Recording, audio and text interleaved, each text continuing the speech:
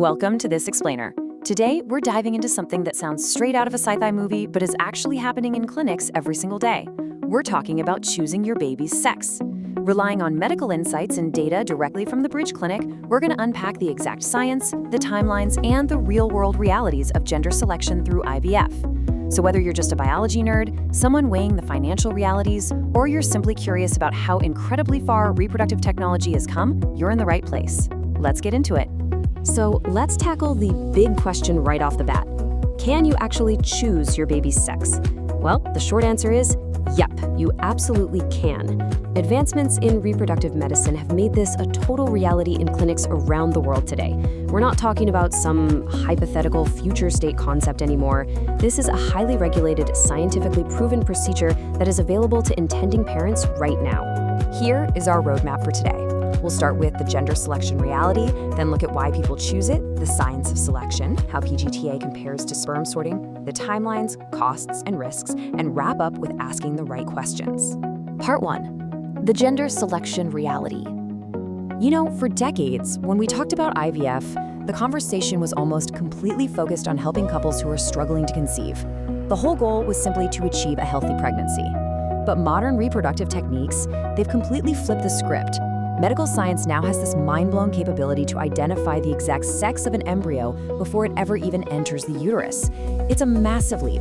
It's basically transformed IVF from a treatment strictly for infertility into this incredibly precise tool for family planning. Part 2. Why choose gender selection? So, what actually drives intending parents down this path? Well, the motivations are deeply personal, but they usually boil down to 3 main categories. First up, we've got family balancing. Think about a couple who already has, say, 3 daughters. They might just really desire to experience raising a son to complete their family dynamic. Second, and this is absolutely crucial, is medical necessity. Certain severe genetic disorders are linked specifically to sex chromosomes, meaning they mostly affect either males or females. By using gender selection, parents can actively avoid passing down those life-altering conditions. And finally, there are cultural and social values. In many parts of the world, strong traditions or lineage expectations create a profound desire for a child of a specific sex. Part 3. The science of selection. Okay, let's get into the mechanics. The secret sauce that makes all of this possible is a technology called PGTA. That stands for preimplantation genetic testing. It's this highly specialized test where embryologists actually examine the DNA of the embryos created in the lab. By looking at it microscopically, they can pinpoint the sex chromosomes with incredible clarity.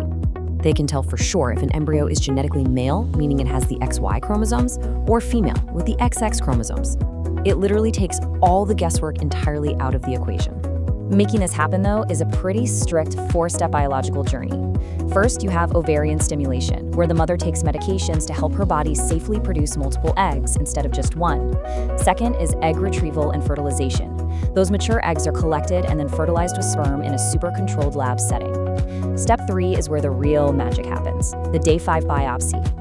After growing for about 5 days, the embryos reach what's called the blastocyst stage.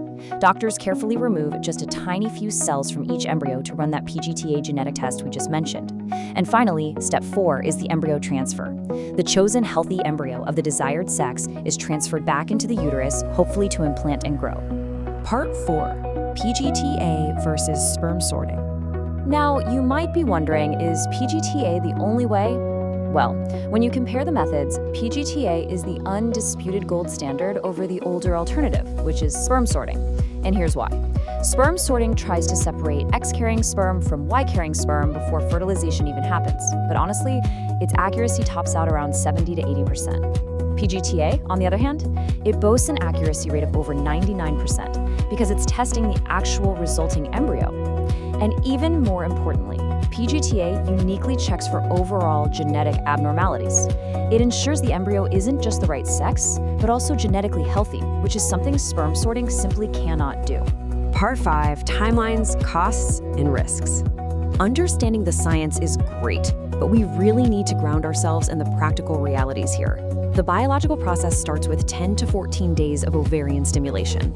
Then, you wait another 5 to 6 days for the fertilized eggs to grow to that blastocyst stage. Because you're adding gender selection, you then have to wait another 1 to 2 weeks for the genetic testing results to come back. And if you've ever waited for medical test results, you know those weeks can feel like a lifetime. All in all, adding this step makes the journey a bit longer, totaling about 6 to 8 weeks per complete cycle, from the very first medication to the final pregnancy test. All right, let's talk numbers. Financially, this is a major investment. When you bundle standard IVF, the PGTA testing, and the fertility medications, you are looking at roughly 27 million to 37.5 million Nigerian naira for a single cycle. To put that in perspective, that translates to roughly 18,000 to 27,000 US dollars. So yeah, weighing these significant costs is an absolute must when planning for this treatment. But it's not just about the money, right? We have to acknowledge the very real physical and emotional risks involved. Physically, the medications can throw you for a loop. Think bloating, headaches, mood swings. The egg retrieval is generally safe, but it's still a medical procedure, so there's a minor risk of infection or bleeding. And emotionally, the toll can be incredibly heavy. It is a stressful process, especially if a cycle doesn't work out and you have to try again. Plus, there is a very real possibility that after all the time and money, a cycle might just yield a limited number of viable embryos of the desired sex, which obviously reduces the chances of success on the first try. We also have to zoom out for a second, because globally, this practice sparks some serious, ongoing ethical debates. It's a huge conversation.